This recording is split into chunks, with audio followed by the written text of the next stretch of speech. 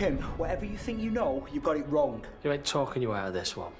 You were just trying too hard, Caleb. What are you talking about? Call it a sixth sense. Now, I had this little voice in my head telling me to be careful. And I've got where I am today by listening to that voice. I was trying to help you. Yeah. And every time you solved a problem at the drop of a hat, that voice got louder. Seriously? I mean, screwing over your new family to get me the farm. I'll be honest, I was impressed. With that naughty little move, it set a few alarm bells off for Will. This is crazy. I just thought you were another flashy wide boy, hoping to get a piece of the pie. Best thing, the funniest thing, was what finally gave you away. A song. A song? A song I'd been listening to by myself. And not long after, you were happily singing away, forever in blue jeans. Oh, my God. Are you actually serious? Remember me insisting on meeting your architect? Yeah, and I made that happen. You did. With hindsight, that was another mistake. When he failed to correct the deliberate errors on the plans. I did indulge myself a little. Does the name Seth Armstrong mean anything to you? Of course. He was the guy at the planning office. Everything was cleared with him. Indeed. Though I imagine you must have found it rather difficult, given that he's been dead for nearly 20 years. See, that was when I knew. But I still wasn't sure what your angle was. Will followed your man today, Adrian. Consider it done. Good man. It's all coming together. Someone sounds very confident. I enjoyed a little chat. Very illuminating. I can't fault your ambition, but you were never gonna get your grubby little hands on my money.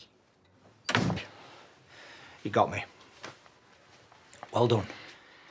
But this was never about you, Kane. It was only a... Think I believe anything that comes out of your mouth? Right now, no, but I swear to you, what I wanted to get my hands on, half of it was going to be yours. Well, guess who paid me a visit earlier today? When will you and your lot ever learn? Outgunned and outmaneuvered at every turn. Almost takes the fun out of it. Well, almost. Your time will come. You know that. Oh, I do love it when you flirt with me, Kane. If looks could kill. Oh, it won't be a look. Well, I suggest you hold a little of that anger back for the real enemy in our midst. It would probably help if you knew who was on your side and who wasn't. If you think I'm gonna bite? Oh, you'll bite. You've heard the one about blood being thicker than water. Well, it's rarely thicker than gold. What does that even mean? It means your long-lost brother has played you for a fool. Oh, yeah, of course, that's where you were gonna go. That incident with the machinery that cost Moira her contracts, you put it down to bad luck. Yeah, well, bad luck has a name. And its name is Caleb. Who do you think made that complaint to health and safety? He screwed you all over just to win my trust. I know what you are. Why would I believe you? If you want something concrete, I promise you within the hour, your brother will betray you again. Here. Check that against your faulty machinery.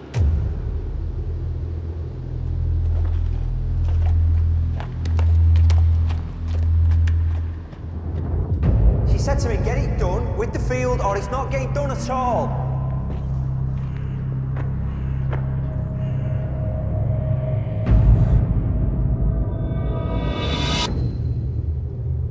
It matched. Now, you looked me in the eye and you swore to me that you'd done everything you could to help us.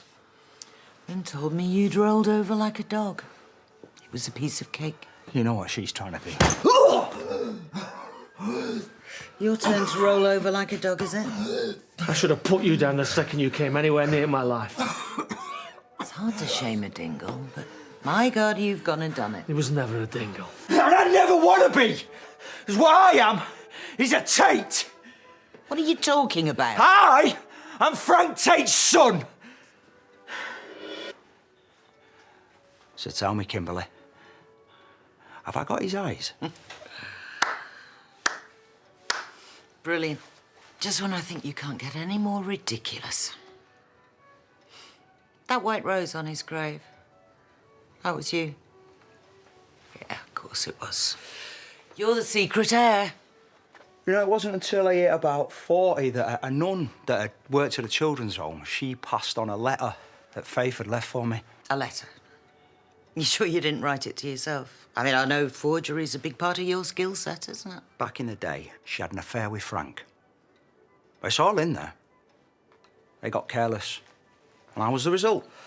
A result that none of them wanted. You're just making this up as you go along. If I was, it'd have a much better ending.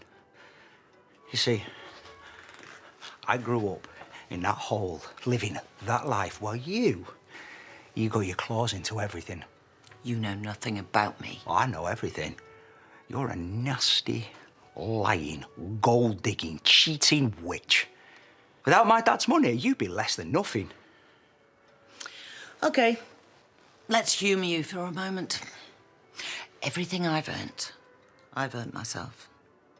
You sound like you actually believe that. You married a rich old guy and you waited for him to die. I didn't wait for him to die. So all this, you coming here, your big plan, was all about some bloke you never knew? No, I came here to set fire to her life and get what I'm owed. You didn't think I'd noticed that all my money had been stolen? There's loads of ways to make money disappear.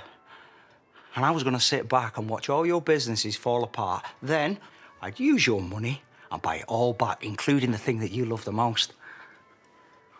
My birthright. Home farm. This is so... And you watched him die. Right here.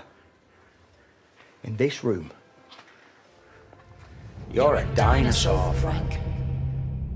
And you know what happened to them. And now you're desperately trying to work out how I'd know the last words you ever spoke to him, aren't you? And I'm sure you can't wait to tell us. Well, let's just say I've been playing the long game. And I had a bit of help along the way. See, it was a while back when I read about your rearrest for driving uninsured the day after you were released from prison. It was a bit silly, wasn't it? I think I might have popped a cork that day. Get to the point. If there is a point. That was the day I started to do some digging. And you dig long enough, you'll find something. And pray tell, what did you find with your dirty little spade? An angry, drunk husband with a tale to tell. Well, a few tales, actually. Are you talking about Graham? He's lying. For a few large whiskies, he was willing to tell me anything and everything. There was nothing to tell. And you believed the words of a bitter drunk.